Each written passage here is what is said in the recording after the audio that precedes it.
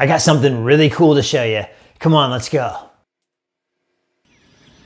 Welcome to the wild world of the wetlands right before sunrise. That screaming sound? That's a limpkin, an amazing little bird that loves to eat snails. And those low bellowing sounds, those are bullfrogs. Most people mistake them for alligators.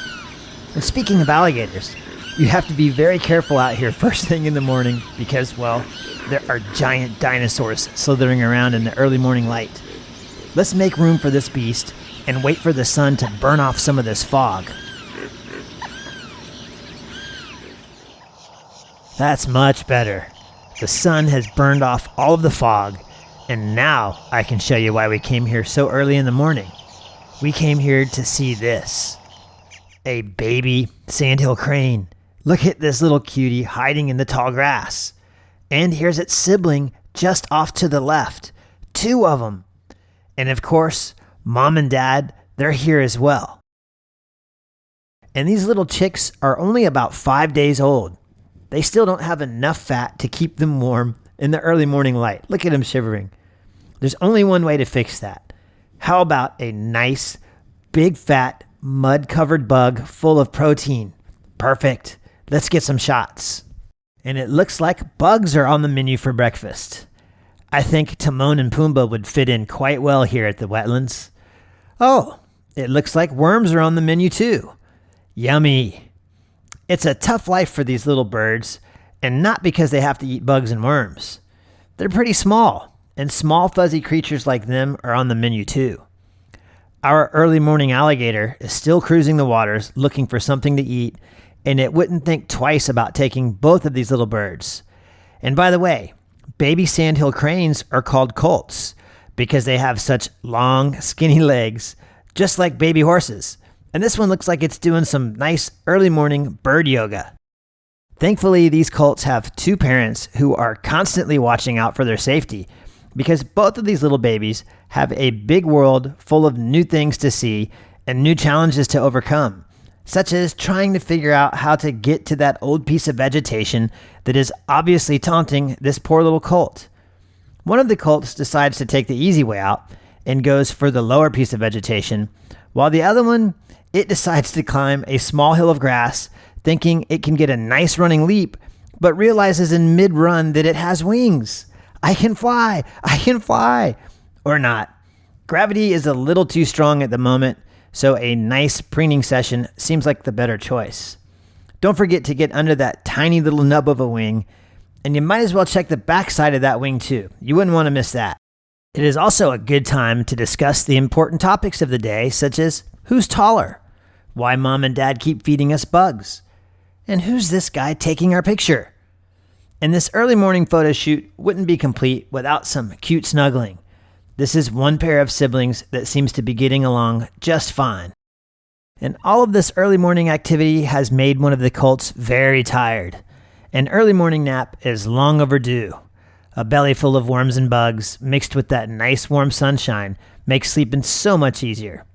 Let's see what else we can find while these babies take a break. What the heck?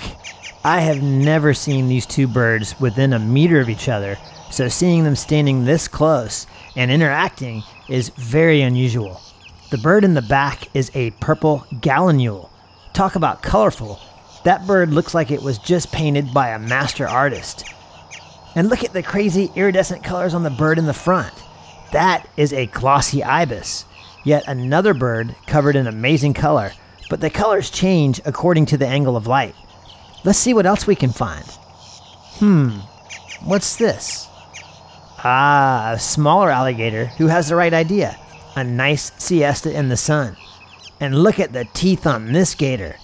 That warm sun is bringing out all of the alligators. Let's check back in with our purple Gallinule and Glossy Ibis. Check out the size of the feet on that purple Gallinule. Those big feet cover so much surface area, giving this bird the special ability to walk on top of lily pads. Ooh, my wife has just informed me that a savage blue heron has something big. Let's see what it is. And as usual, my wife was right. This heron does have something big, but what does it have? Could it be a large chocolate glazed donut? I would say no. Whatever it is, it now has a firm grip on the back of the heron's head, but that won't last very long. Now we can clearly see what this heron has captured. This is a large siren. In fact, I think this species is a greater siren.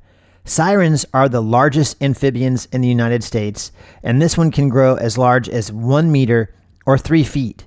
Very little is known about these creatures, and this savage blue heron isn't about to give up its tasty meal in the name of science. Let's see if our baby sandhill cranes are up and about.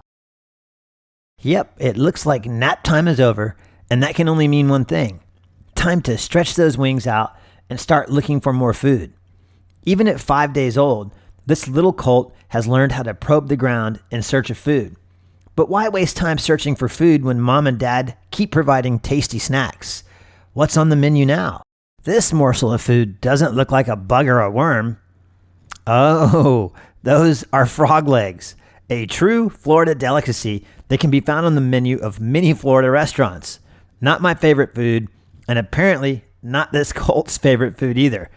Even though mom and dad have managed to whittle the entire frog down to a bite-sized lump, this colt just doesn't want frog for breakfast. How about a big, tasty grub? Now that's more like it. Much smaller and much easier for this colt to handle, and it makes for an excellent picture. It's amazing to see just how patient and gentle these large adult sandhill cranes are. Good parents indeed, and this is one happy colt too. These little bookends look quite content if you ask me. I wasn't the only photographer on hand to see these little cuties. There were several of us out there enjoying the magic, and one of the locals had the Nikon 500mm PF lens.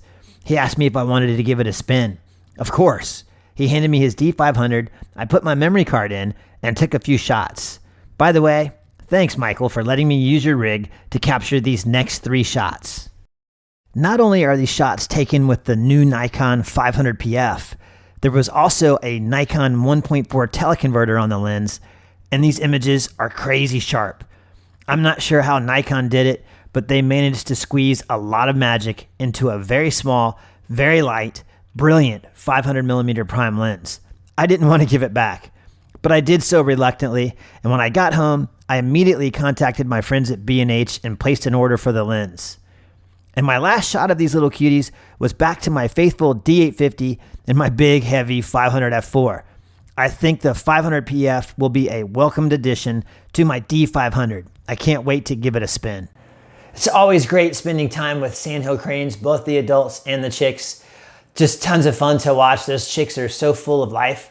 And if you'd like to see high-res images of any of the shots that you saw on this, you can do so at my website, msmithphotos.com. There'll be a link in the description below. It's kind of a work in progress. I've moved all of my stuff from a provider, Zenfolio as a matter of fact, who displayed the images like really low res, and I just really wasn't happy with them. So I've moved it all to SmugMug and then a WordPress powered site where hopefully in the future I will be able to display all of my images from all of my videos in high res in case you're interested. And of course you can buy prints from there as well. Let me know what your favorite part of this video was. Don't forget to like, comment, subscribe, and share this video. That's always helpful for me. And until next time, I'll see you later.